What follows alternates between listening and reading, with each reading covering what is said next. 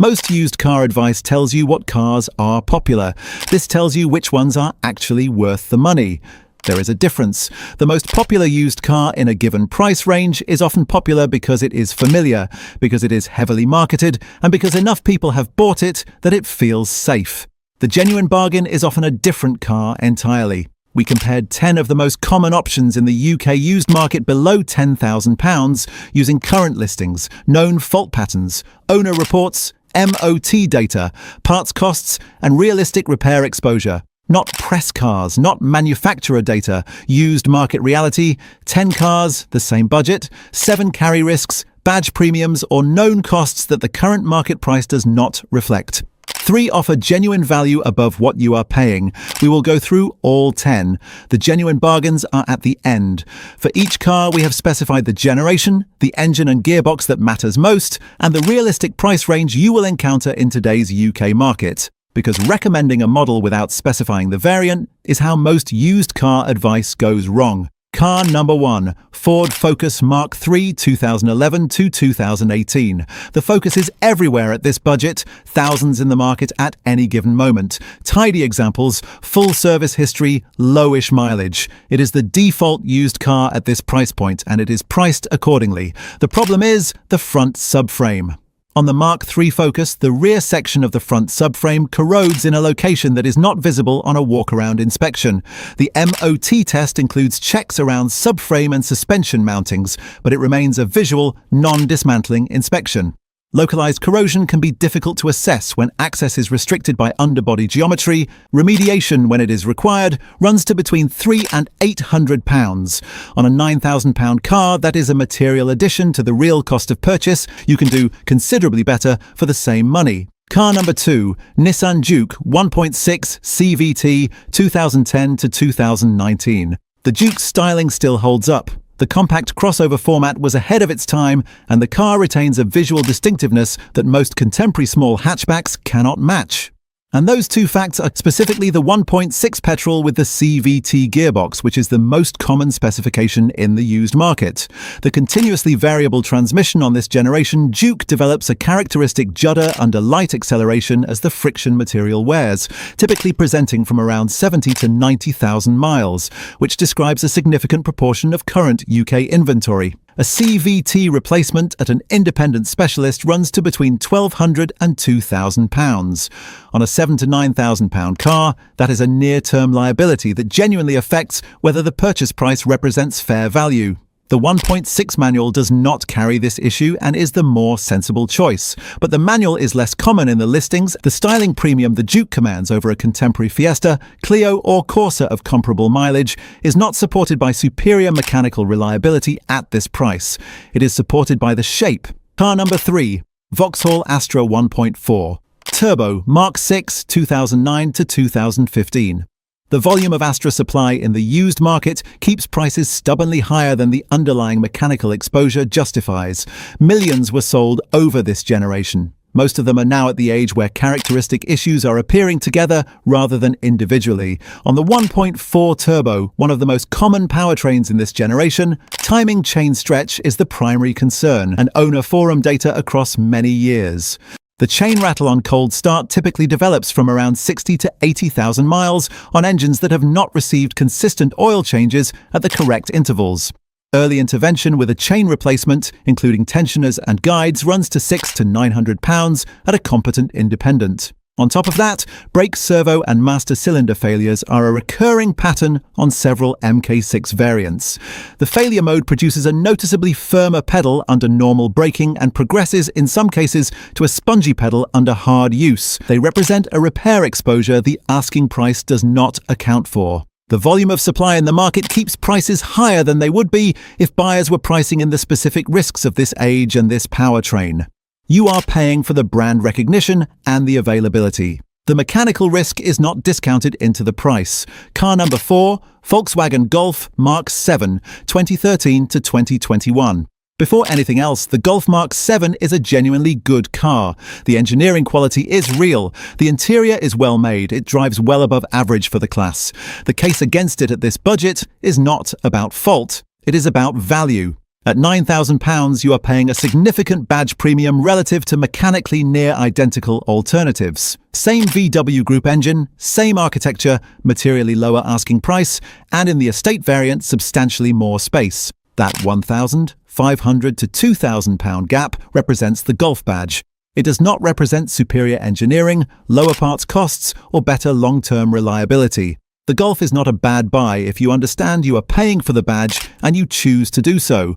It is a poor value buy if you believe the badge represents something the engineering at this price point does not deliver. Car number 5, Kia Sportage 1.7 CRDI diesel, generation 3, 2010 to 2015. This section is specifically about the 1.7 CRDI diesel in urban or short-run use. The Sportage petrol and the Sportage diesel used primarily on mixed or motorway routes are a different proposition and not what we are discussing here. The diesel particulate filter on the 1.7 CRDI requires sustained driving at sufficient speed and temperature to burn off accumulated soot. The Sportage is a well-built car with a strong reliability reputation outside of this specific issue. But a diesel example with an unknown urban driving history at this age represents an unquantified DPF liability that the asking price does not account for. The 1.6 GDI petrol Sportage does not carry this issue and is the stronger choice for most buyers at this budget.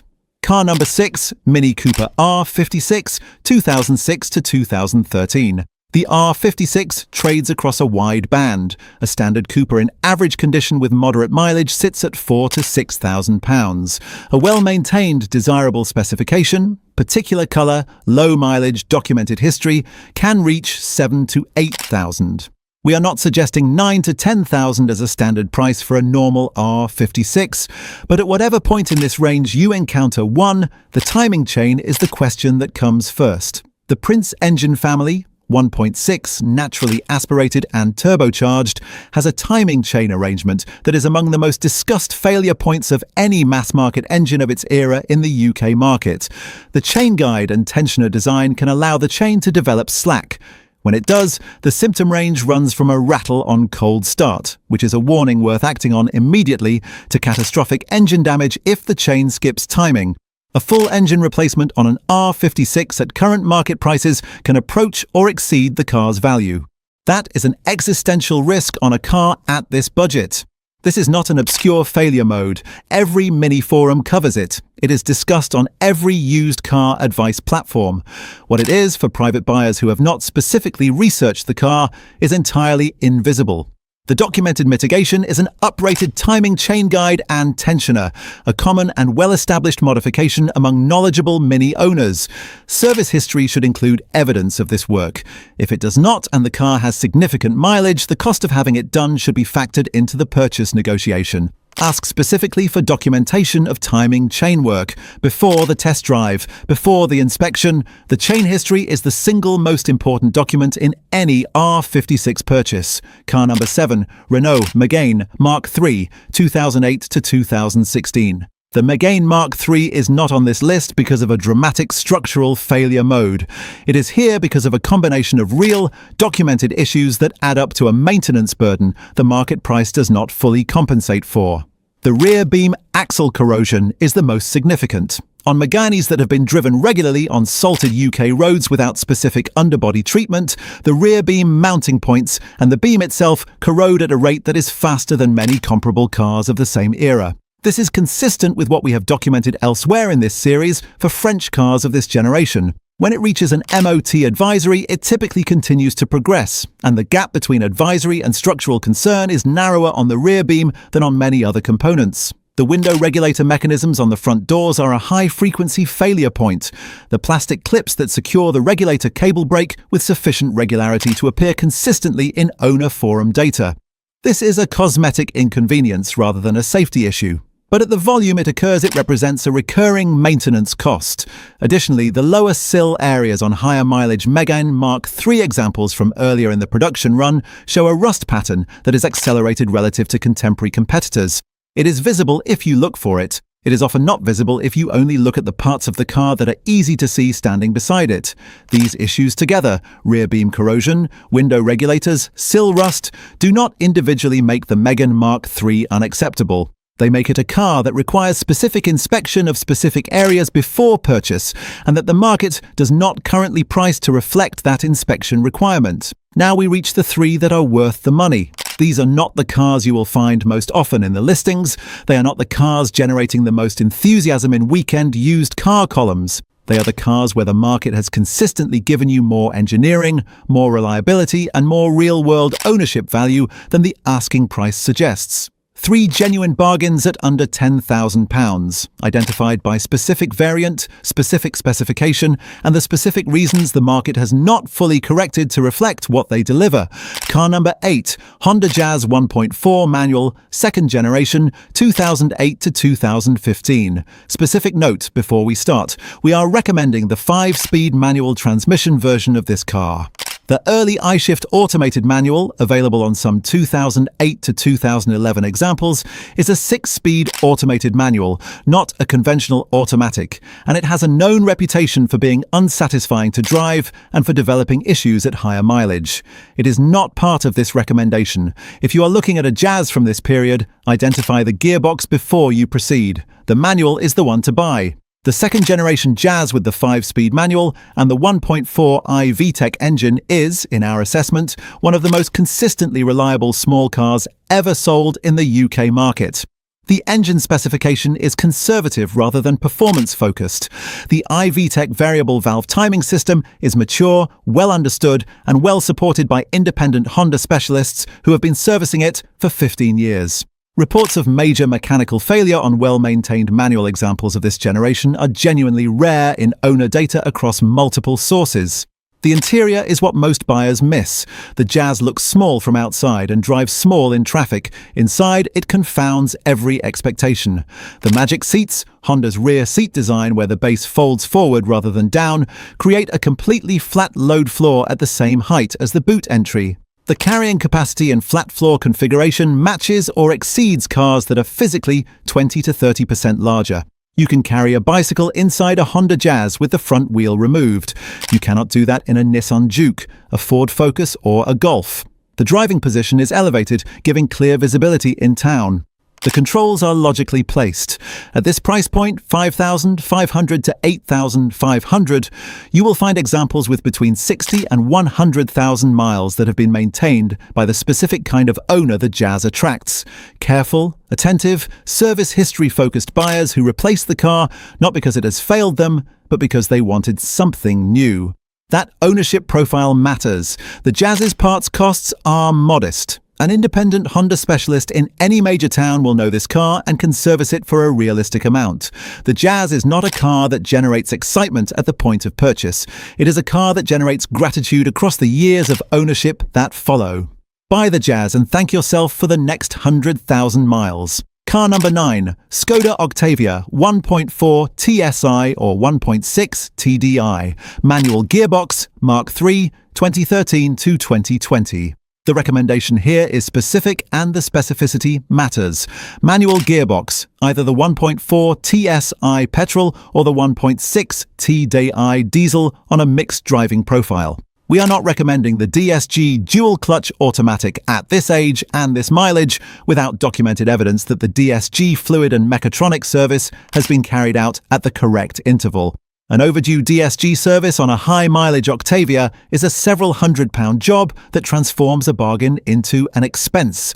The manual does not carry this risk. Target the manual and the question does not arise. With that specification in mind, the Octavia is the open secret of the UK used market.